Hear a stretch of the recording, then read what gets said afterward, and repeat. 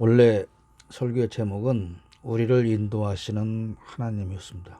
그런데 20분 전에 마침내 인도하시는 하나님으로 제목을 수정을 했습니다. 요즘 이른바 무당과 도사들이 온갖 뉴스에 초점이 되고 있습니다. 인생의 모든 것을 도사들의 인도와 지시에 따라 선택하는 대통령 후보와 가족 그리고 그 주변 사람들의 이야기입니다. 우리나라는 모든 국민에게 종교의 자유가 헌법으로 보장되어 있습니다. 무속을 믿든 도사를 믿든 모든 것은 법으로 보장되는 일입니다. 그러므로 기독교 교리를 전하는 상황이 아니라면 그들을 비난하거나 비판할 필요도 없습니다. 물론 개인적인 삶에서 무속의 도움과 인도를 받으며 산다고 해도 시비를 걸 자격은 없습니다. 그러나 어떤 종교든 종교적인 입장에서 국가 정책을 만드는 것은 엄청난 문제가 있습니다. 우리 기독교인의 입장에서는 되도록 친기독교적인 정책을 만들면 좋을 것 같다고 생각할 수도 있습니다. 그러나 객관적인 생각으로 본다면 그것은 또한 불공정한 일일 수밖에 없습니다. 모든 종교를 만족하게 할 수도 없지만 최소한 모든 종교가 다 이해할 만한 그런 정책을 만드는 게 중요할 것입니다. 이를테면 터가 좋지 않아서 퇴임한 대통령들이 화를 당하기 때문에 영빈관을 옮겨야 한다는 무속인의 지시에 따르는 식의 국가 정책이 이루어진다면 그것은 큰 재앙이 될 것입니다. 터가 문제가 아니라 대통령과 측근과 가족의 문제였고 무리한 수사를 하고 뒤집어 씌우는 검찰의 문제였던 것이지 터가 문제일 수가 없습니다.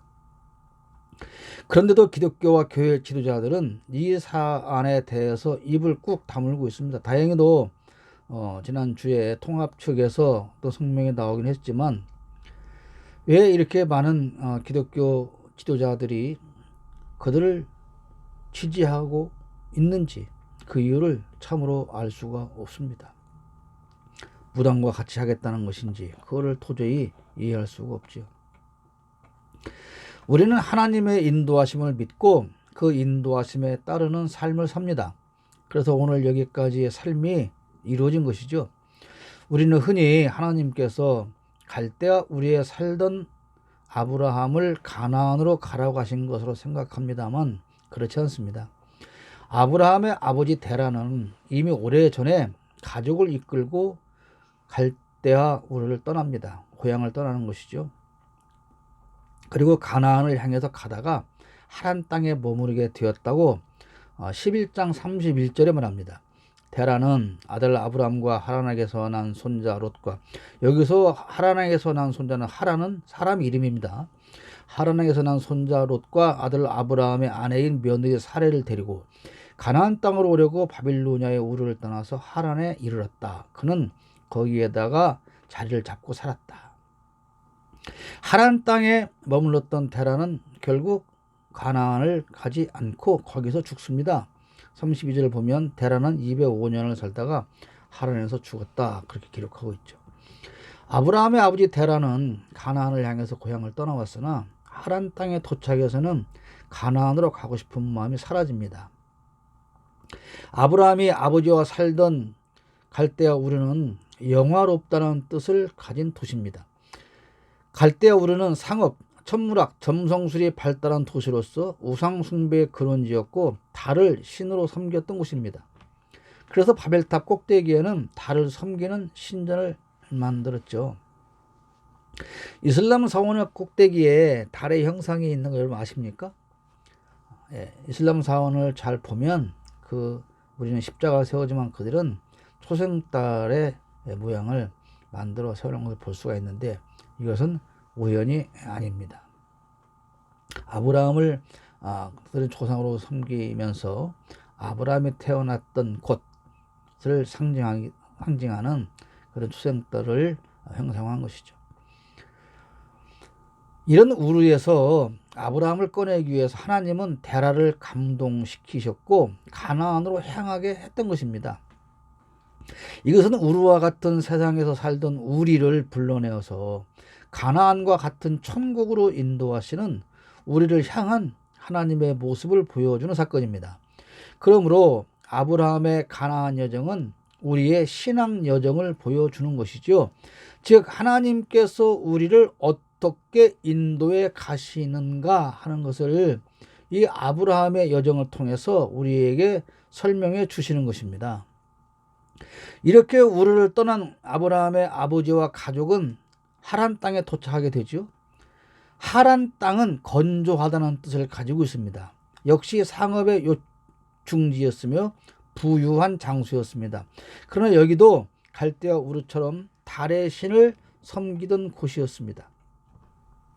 하란 땅은 가나안으로 들어가는 관문입니다. 먹을 양식이 풍부하고 먹고 살기에 너무나도 좋은 곳이죠. 그러니 굳이 고생스럽게 가나안까지 갈 필요가 있겠냐? 그 말인 겁니다. 여기가 이렇게 충분히 먹고 살기 얼마나 좋은데 왜 이렇게 고생스럽게 가나안을 가야 돼? 그럴 이유가 없지 않느냐 그런 얘기죠. 가나안이 아니어도 살기에 너무나도 좋은 곳이니 고생스럽게 굳이 그 여정을 계속할 이유가 없다는 것입니다. 하나님은 원래 이들 가족이 영적인 땅 가나안으로 가기를 원하셔서 우리에서 불러낸 것이었지만 이들은 육적인 만족에 취해서 가나안을 잊어버리게 된 것입니다. 이것이 우리의 모습이죠. 우리가 처음에 예수 믿을 때 가지고 있던 많은 문제들이 있습니다. 그런데 정말 신앙생활 잘하고 하나님이 복을 주셔서 형편이 나아지게 되면 우리는 초심을 잃어버리고 우리의 목적지인 가나안을 잃어버리고 세상을 다시 쳐다보게 되는 것이죠. 이것이 우리의 모습입니다. 하나님은 우리를 죄악된 세상에서 불러내 하나님의 자녀다운 삶을 살기 원하시지만 중간에 세상의 향락과 쾌락과 풍요로운 물질을 맛보고서는 신앙의 길을 버리게 되는 것입니다. 천국으로 가는 여정을 중단하고 세상에 머무르게 되죠. 데라는 하란 땅에 자리를 잡고 살았다고 11장 마지막에서 기록하고 있습니다. 개역 개정 성경에서는 거류하였다라고 표현합니다. 자리 잡고 살았다, 거류하였다라는 말은 가나안으로 가는 길을 끝내고 이곳에서 완전히 살기로 작정하고 눌러 앉았다라는 뜻입니다. 그리고 아브라함을 비롯한 모든 가족이 다 하란 땅에서 눌러 같이 살기를 강요했습니다. 데라는 하란 땅에서 육적인 편안함에 만족했습니다. 힘들고 어려운 나그네의 삶을 청산하고 눌러 앉아서 모든 가족과 함께 살기를 원했던 것입니다.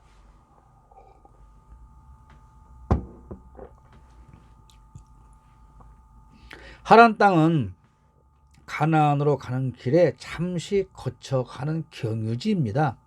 잠시 그곳에서 쉬었다가 필요한 것을 공급받아서 다시 일어나서 가나안으로 가야 했습니다.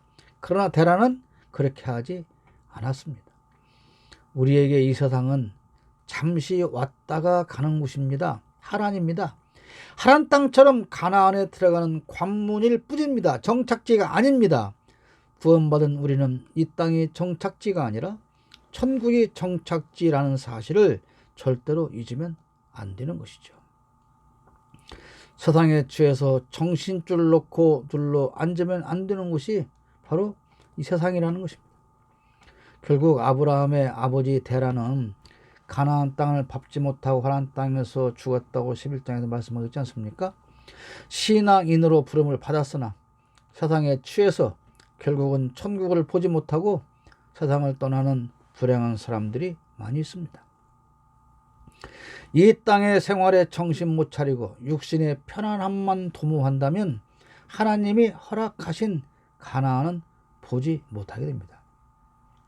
여러분, 요즘 우리가 그 부속을 비난하고 있는데요. 인생의 나의 길흉화 복을 점치는 것은 전부 똑같은 무속입니다. 우리가 하나님 앞에서도 또는 신령하다고 하는 무슨 어떤 영적인 기독교 지도자들 앞에 가서 내 길흉화복을 점쳐달라고 하면 똑같은 무당 앞에 가서 점치는 거예요. 그것이 문제라는 것입니다. 우리가 이 땅의 생활에 정신을 못 차려요. 그리고 육신의 편안함을 위해서 가나안은 잊어버리고 어떻게 하면 내가 여기서 잘 살 수 있을까? 그것을 걱정하며 사는 것이죠. 데라라는 사람의 이름의 뜻은 지연과 여행 의미가 담겨 있습니다. 지연시킨다는 거죠. 뭘 지연시켜요? 여행을 지연시킨다. 가나안으로 가는 여행을 지연시켜. 데라는 아브라함의 아버지로서 가나안으로 가는 길을 지연시키는 사람입니다. 당시의 아버지는 절대적인 지도자입니다. 때로 교회 안에서도 지도자라는 사람들이 일반 성도가 천국으로 가는 길을 막고 지연시키는 경우가 많이 있습니다. 데라는 자기도 가나안으로 가기를 포기했고 다른 사람이 가는 길도 막았습니다. 이런 일은 교회 안에서 늘 일어나는 일입니다. 혹시라도 나 때문에 다른 사람이 상처받고 교회를 떠나는 사람은 없는지 심각하게 살펴봐야 한다는 사실이죠. 사이비 이단 집단에 넘어간 사람들이 흔히 하는 말이 그런 것 아닙니까? 교회에서는 상처만 받았는데 당신들이 이단이라고 하는 이곳에 오니까 얼마나 사랑이 넘치는지 모른다. 그렇게 말하지 않아요. 그들의 그런 말에 우리는 반성해야 합니다. 자, 하란 땅에서 하나님은 다시 아브라함을 인도하시는 거예요. 아브라함은 그러니까 최초로 하나님으로부터 부르심을 받은 곳이 우르가 아니고 하란이라는 것이죠. 오늘 1절 말씀, 주님께서 아브라함에게 말씀하셨다. 너는 네가 살고 있는 땅, 거기가 어디예요? 하란이죠. 네가 난 곳, 거기는 어디예요? 갈대아 우르지요. 너의 아버지 집, 고향이든 지금 현재 사는 하란의 너의 집이든 여기 그걸 떠나서 내가 보여준 땅으로 가거라, 그 말입니다. 고향도 생각하지 말고 여기 잠시 머무르는 하란도 생각하지 말고 너의 아버지랑 함께 사는 그 집도 생각하지 말고 오직 내가 보여준 땅으로 가거라. 자, 데라의 목적지는 가나안이었습니다. 그러므로 어디에 머물든지 곧 일어나 최종 목적지인 가나안으로 향해야 했죠. 하란 땅에 잠시 머물지만 서둘러서 가나안으로 가야 했던 것입니다. 우리가 잠시 세상에 머물 수는 있지만 우리가 가야 할 곳이 천국이라는 사실을 우리는 절대로 잊으면 안 되는 것입니다. 데라에게 잡혀있던 아브라함을 하나님은 강력하게 부르십니다. 그러면 아브라함은 이 말씀을 들은 즉시 네 아멘 할렐루야 하고 바로 하란 땅을 떠나서 가나안으로 지체 없이 갔을까요? 히브리어를 전공하는 신학자들은 히브리어 원어 성경을 보면 이때에 아직은 데라가 살아있을 때라고 주장합니다. 11장에서는 죽었다는 것을 최종적인 것을 설명하는 것일 뿐이지 현재 상황이 아니라는 것이죠. 당시의 아버지의 권위는 절대적입니다. 아브라함이 나중에 이삭을 번제물로 드리려고 했을 때 이삭에 순종하는 모습에서도 이걸 증명하고 하는 거예요. 이삭이 착하다 순종한다는 걸 강조하기도 하지만 당시의 아버지의 그 절대적인 권위를 자식은 거절할 수가 없었던 것입니다. 그러기에 하나님의 부름은 아버지는 그냥 하란 땅에 두고 떠나라는 뜻입니다. 그러나 당시 관습으로 아버지를 버리고 떠나는 것은 있을 수가 없는 일이라고 합니다. 성경에는 아브라함이 하나님의 명령이 떨어지자마자 망설임 없이 즉시 일어나서 출발한 것처럼 그렇게 보이지만 아브라함의 갈등은 심각했을 것입니다. 망설이고 갈등하는 아브라함을 설득하시는 하나님의 말씀이 오늘 본문의 2절과 3절입니다. 내가 너로 큰 민족이 되게 하고 너에게 복을 주어서 네가 크게 이름을 떨치게 하겠다. 너는 복의 근원이 될 것이다. 너를 축복하는 사람에게는 내가 복을 베풀고 너를 저주하는 사람에게는 내가 저주를 낼 것이다. 땅에 사는 모든 민족이 너로 말미암아 복을 받을 것이다.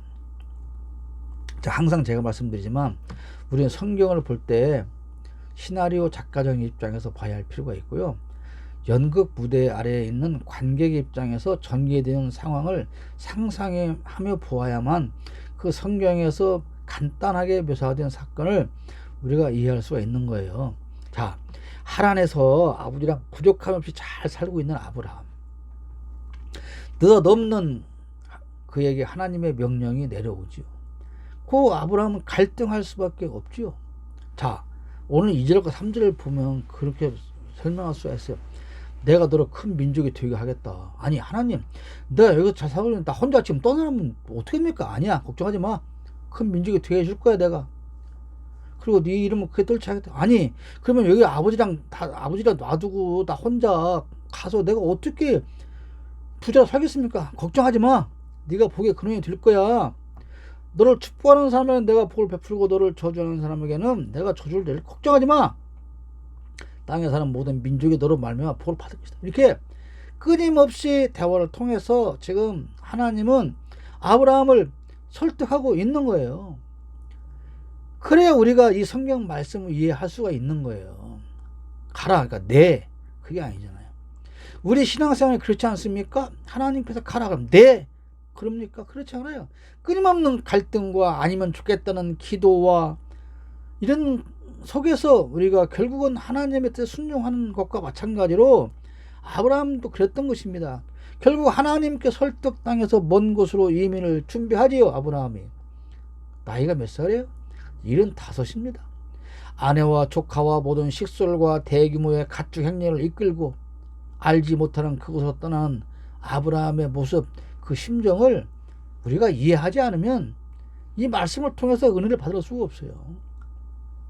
만약에 히브리 신학 학자들처럼, 히브리 전공 학자들처럼 만약에 이때 아버지 데라가 살아 있었다면 그 아버지의 반대와 설득은 얼마나 심했을까 한번 상상해 볼 수 있지 않습니까? 야, 무슨 말이야?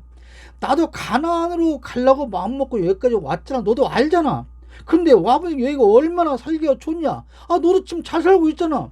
그런데 알 수도 없는, 길도 모르는, 가서 무슨 일이 생길지도 모르는 그곳으로 나를 버리고 떠나겠다고?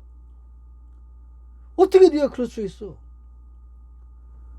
그 아버지의 심정도 우리는 이해를 하면서 그 상황을 그려봐야 되죠. 그러나 긴 갈등 끝에 아브라함은 하나님의 뜻에 따라서 움직입니다. 여러분, 신앙은 갈등할 수 있습니다. 그러나 결단을 하는 것입니다. 수많은 갈등과 번면을 겪고 있지만 마지막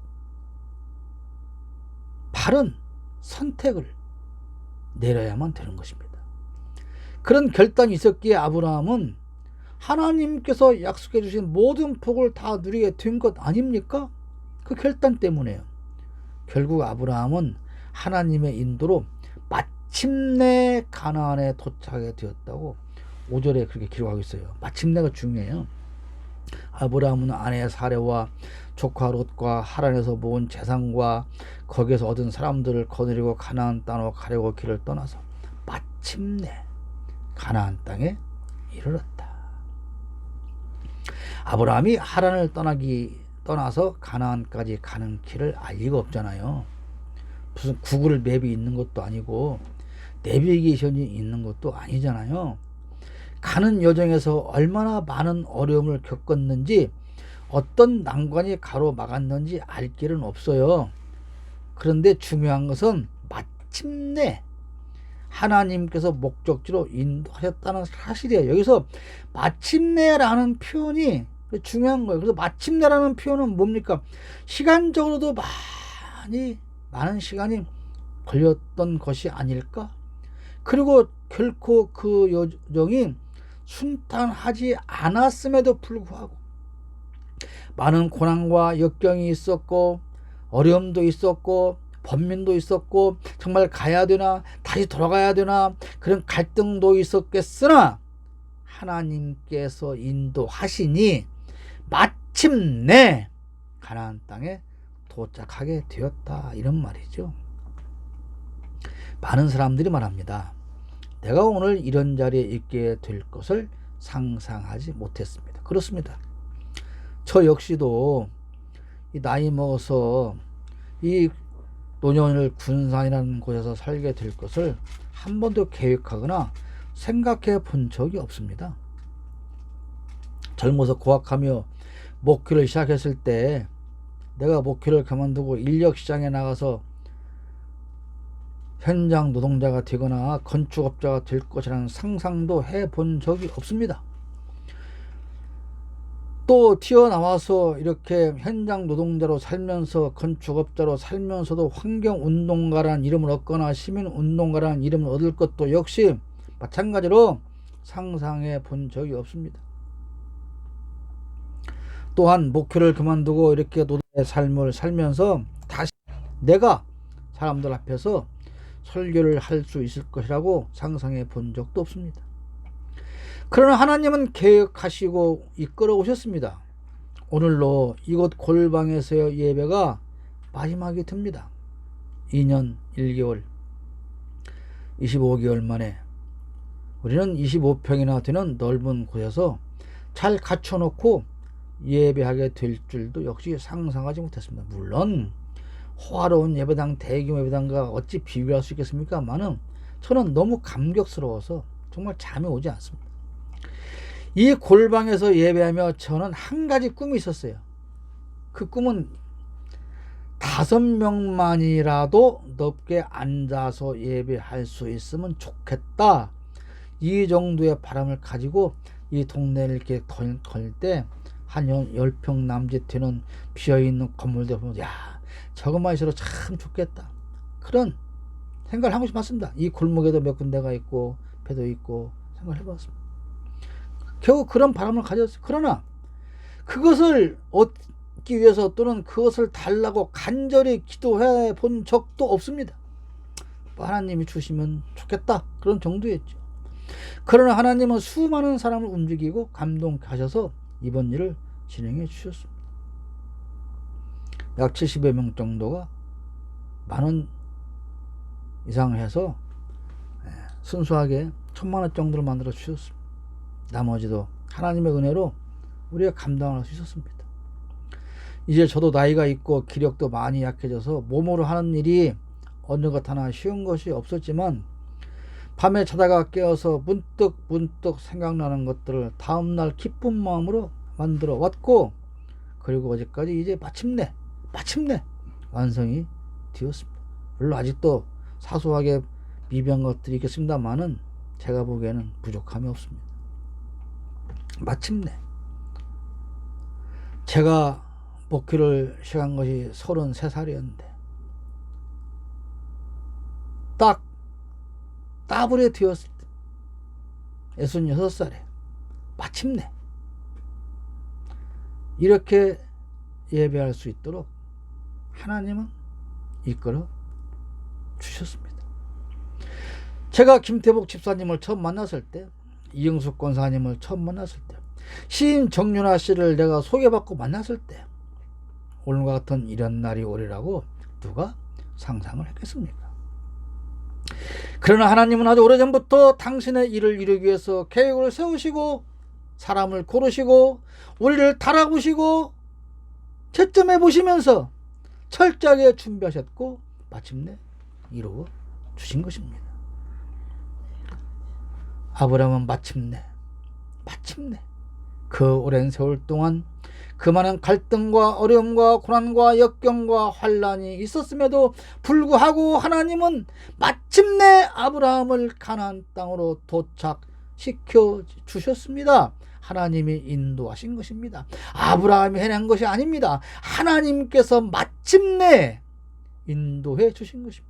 우리의 오늘의 인생 여기까지 살아온 것은 내가 살아온 것이 아니라 하나님께서 마침내 오늘 나의 인생을 여기까지로 인도해 주신 것을 믿으시기 바랍니다. 그러나 마침내 아브라함을 하나님은 가나안에 도착시켜 주셨으나 그러나 그를 기다리고 있는 것은 하나님이 약속하신 것과는 달랐습니다. 복의 근원은 고사하고 그를 기다리고 있는 것은 기근 뿐이었습니다. 먹을 것을 찾아서 애굽으로 내려가야만 하는 상황이었습니다. 여러분 생각해 보십시오. 그 하란을 떠나서, 그 풍요롭던 하란을 떠나서 아버지의 만류를 뿌리치고 더 나은 것을 주겠다는 하나님의 약속을 믿고 천신만고 끝에 도착했던 가나안인데 와 보니 그를 기다린 것은 흉년 뿐이었습니다. 여러분, 우리는 하나님의 약속이 오늘 당장 여기서 순식간에 순간적으로 이루어지기를 원하고 삽니다. 그러나 하나님은 우리를 그렇게 인도하시지 않습니다.